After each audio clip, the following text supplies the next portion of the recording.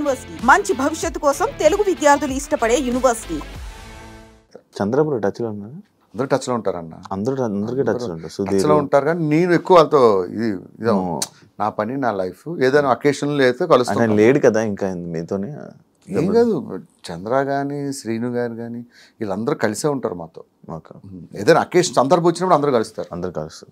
ఇంకోటి మీ వాచ్ కోసం మీరు ట్రోలింగ్ చేశారు కదా బ్రో, మీ మీద బలిసి ఉన్నాడు బాగున్నాడు కదా అని చెప్పి అది ఏంటి అది ఒకరోజు మా నాన్న అడిగితే చెప్పాను ఇంటర్వ్యూలో, వాచ్ అంతా 25,000 30,000 ఉంటుంది. అది కింద కామెంట్లు పెడతారు కదా, ఇప్పుడు ఉన్నాయని బలిసి కొట్టుకుంటున్నాం, తర్వాత లేకపోతే ఏంటి పరిస్థితి. ఒకటి బ్రో, నువ్వు లేనప్పుడు ఎంజాయ్ చేయలేక ఉన్నప్పుడు ఎంజాయ్ చేయకపోతే నీకు వేరే వాడికి పరిస్థితి ఏంది? నేను సికింద్రాబాద్ కొత్తలో ఐటమ్ వచ్చిన కొత్తలో 10 సార్లు తిరిగాను, నా వాచ్లని చూసాను. ఇప్పుడు కొనుక్కుందా, ఏది రోడ్డు మీద వాచ్ కొనుక్కోవడానికి అంత ఆలోచించాను. సంపాదించిన తర్వాత కూడా నువ్వు అనుభవించకపోతే ఎందుకు చెప్పు? అలా అని నేను మాంసం తిన్నామని చెప్పి దుమ్ములు మెల్లేసుకుని తిరగమంటలే. నాకు నచ్చింది ఫలానా వాచ్ కొనుక్కుంటా. ఇప్పుడు నీ దగ్గర షూ చూసాను అనుకో, మా శివ షూ బాగుంది, నాకు అనిపించింది కొనుక్కుంటా అని అనుభవిస్తా. అర్థమైందా? వేరే వాడు సంపాదించలేడు, ఏమనుకుంటాడు పాపం, అనుభవించలేడు. నేనైతే లైఫ్ ఫుల్ ఎంజాయ్ చేస్తా. ఇది కొనుక్కోవాలనుకుంటే కొనుక్కుంటా, ఇది తినాలనుకుంటే తినేస్తా, ఎంజాయ్ చేస్తా. ఈ వాచ్ ఎంత? ఇది 45,000. 45,000? అరే, నాకు వాచ్లు అంటే చాలా ఇష్టం. దాదాపు ఇంట్లో ఒక 200-300 వాచ్లు ఉంటాయి. వాటి మీద ఎక్కువ పెడతావు బ్రో ఇన్వెస్ట్మెంట్? వాచ్లు అంటే చాలా ఇష్టం. నా స్కిట్స్లో చూడు, ఒక్కో స్కిట్లో ఒక వాచ్ ఉంటుంది. ఎన్ని వాచ్లు ఉంటాయి చిన్న కలెక్షన్? ఒక 300-400 ఉంటాయి, అన్ని హై. 300-400 వాచ్లు 5-6 కేసులు ఉంటాయి. ఇష్టం వాచ్లు అంటే. వాచ్లు ఏం ఫీల్ ఉంటుంది? నార్మల్ నాకు అర్థం కాలేదు, వాచ్లు ఏం ఫీల్ ఉంటుంది? ఒకడికి ఐశ్వర్య అంటే ఇష్టం, ఒకడికి షకీల్ అంటే ఇష్టం. నీకు ఐశ్వర్య ఇష్టం అని చెప్పేసి షకీలలో ఏం ఫీల్ ఉంటుంది అంటే నేనేం చెప్పను, ఇది నా ఇష్టం, నాకు నచ్చింది, ఎవడి ఫీల్ ఆడిది. అదే అంటే అంత ఇన్వెస్ట్మెంట్ అంటే వాచ్ల మీద 400-300 ఇన్వెస్ట్మెంట్ అంటే మామూలు విషయం. ఇన్వెస్ట్మెంట్ మనం వ్యాపారం చేస్తే దాని ఇన్వెస్ట్మెంట్ అన్న. సారీ, దాని మీద అంత ఇన్వెస్ట్ చేసావు. ఫోన్లు ఇవే ఇట్లా అలా అని చెప్పి ఓన్లీ షూటింగ్ టైప్లోనే ఇలా ఏదైనా పిలిస్తే వేసుకోవడం. నార్మల్ వస్తే 3 టీ-షర్ట్లు ఉంటాయి, అవి వేసుకొని తిరుగుతా. ఎప్పుడు వాచ్లు పెట్టుకొని ఏమి పెట్టుకోను. మా వైఫ్ అంటది, ఎందుకు అన్ని వండుకున్నావు, ఒకటి పెట్టుకోవచ్చు ఏమంట. నేను స్క్రీన్ మీద సెలబ్రిటీ, ఎక్కడ సెలబ్రిటీలు కాదు. దీనికి డౌన్ టు ఎర్త్ పర్సన్, చాలా డౌన్ టు ఎర్త్ పర్సన్ అని అంటుంటారు కదా. డౌన్ టు ఎర్త్ పర్సన్ ఇలా బయట తిరుగుతుంటే టీ-షర్ట్లు వేసుకుని, అందుకే ఎక్కువ ముస్లిమ్స్ ఏరియాలో తిరుగుతా. అక్కడైతే అప్పుడు గుర్తుపడ్డా, పాట ఆడితే ఇక్కడికి వెళ్ళిపోతా, మల్లేపల్లి షోర్మాలు ఇవి తిని ఎంజాయ్ చేస్తా. నాదేంటంటే ఉండి ఎంజాయ్ చేయకపోతే, నేను చాలా మందిని చూసాను అబ్బా మా సెలబ్రిటీల్లో, కనీసం వాటర్ బాటిల్కి 20 రూపాయలు తీయడం చూసా, లక్షలు సంపాదించి వాటర్ బాటిల్కి. నిజంగా వాళ్ళతో పోల్చుకుంటే నేను కంపేర్ చాలా బెటరే.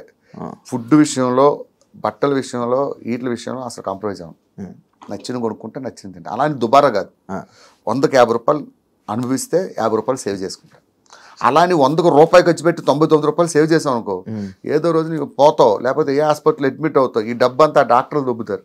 అప్పుడు మనం ఫీల్ అవుతాం చచ్చిపోయేటప్పుడు. 5 నిమిషాల ముందు డాక్టర్ 5 నిమిషాల్లో పోతారంటే, ఆ రోజు బావర్చిలో బిర్యానీ తిందాం అనుకున్నాను, డబ్బులు మిగిల్చుకుందాం తినలేని బాధపడాలి చచ్చేటప్పుడు. అదొద్దు. లైఫ్ దేవుడిచ్చిన షార్ట్ లైఫ్, నచ్చింది ఎంజాయ్ చేయడమే. అది ఎవరు చెప్పినా విన్నా, నాకు నచ్చినట్టు ఎంజాయ్ చేసేస్తాను. స్కిట్లు బాగా లావు సన్నమయ్యావా బ్రో? బయట సన్నగానే ఉంటాను అబ్బా, టీవీలో ఎందుకు అట్లా లావు కనబడతానో అర్థం కాదు. అది బయటకు వెళ్తుంటే అడుగుతారు, ఏమయ్యా భాస్కరం ఏమైనా జబ్బు చేసిందా నీకు అంటారు. ఏమైందమ్మా అంటే, టీవీలో అంత ఉంటావు, ఇక్కడ ఏంటి ఎంతున్నావు అంటారు.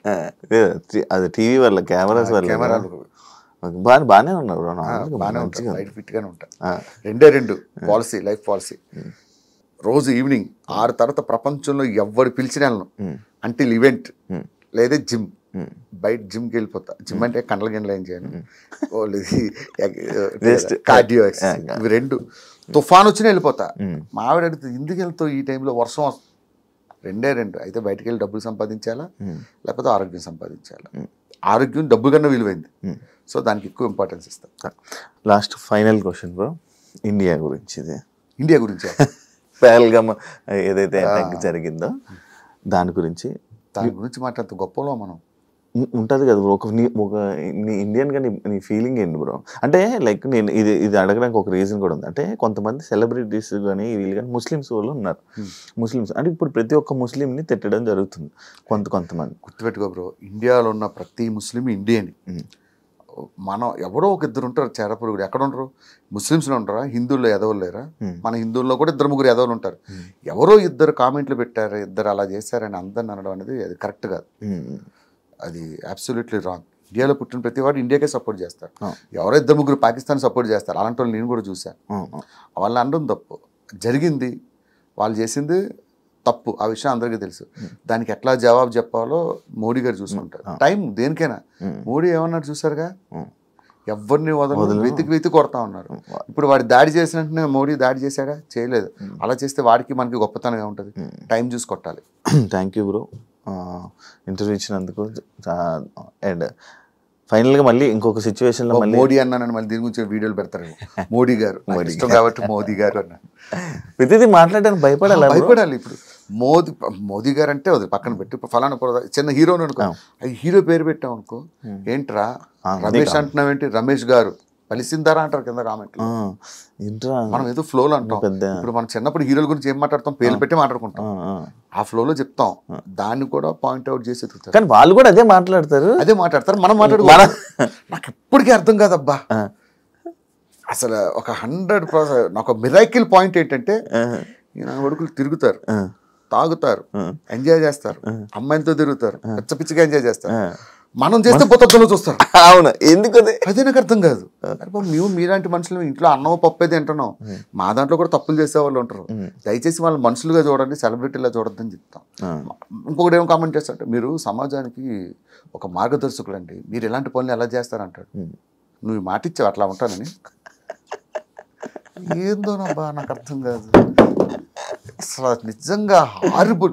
పొరపాటు నువ్వు ఏ అమ్మాయిని నీ గురించి ఏదైనా కంప్లైంట్ ఇచ్చి ఏదైనా చేసింది అనుకో, ఒకటి ఇంకా నీ గురించి పడుతుంటే రప్ప జరిగింది అంతే, ఎంత రాస్తారు. అవును. Thank you so much bro, screen share చేసుకున్నందుకు. నీకు కూడా నా తరఫు నుంచి ఆల్ ది వెరీ బెస్ట్. ఇంకా ఫ్యూచర్లో మంచి పొజిషన్కి వెళ్ళాలి. కేవలం నువ్వంటే ఇష్టంతోనే నీకోసం వచ్చా. Thank you so much bro, thank you so much. అలాగే నేను మాట్లాడిన వాటిలో ఏమైనా తప్పులు ఉంటే క్షమించండి. డిస్క్లైమర్, నేను చెప్పింది నా opinion. Thank you so much. Thank you so much bro. ఇంకా మంచి సక్సెస్ అవ్వాలని, మంచిగా ఉండాలని, మంచి సంపాదించుకోవాలని, మంచి చూసుకోవాలని మీ ఫ్యామిలీని మనస్ఫూర్తిగా కోరుకుంటున్నాను. And all the best bro. All the best bro. నీకు కూడా థ్యాంక్ యూ సో మచ్. చూసారు కదా ఇంటర్వ్యూ. ఇంకో గెస్ట్ మళ్ళీ మీ ముందు కలుస్తా. అంతవరకు సీ.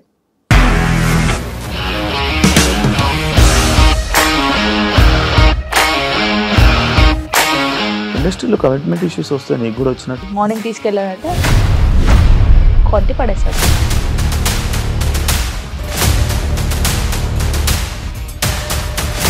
ఒక్కళ్ళు కూడా చూడలేదు ఈ సినిమా అని చెప్పడానికి కూడా చాలా ధైర్యం కావాలి. అది నిజం కదా, దాంట్లో ధైర్యం ఏంటి? నెక్స్ట్ డే ప్లేట్ మార్చేస్తే తప్పు కదా. As of now we are comfortable this అని నేను అనుకుంటున్నాను. రష్మిక గారిది మీది ఒకే ఊరు అంట కదా. నీకు కోపం వచ్చిందంటే బాగా తిట్టేత్తరా? తిట్టేద్దామండి. నిజంగా గేమ్ ని ఎలా చేంజ్ చేయగలిగారు? ఏపీఎస్ఎఫ్సి వాళ్ళకి 6 నెలల్లో నేను 6 లక్షలు కట్టా. బిజినెస్ చేయాలనుకుంటే it is as difficult as riding a tiger.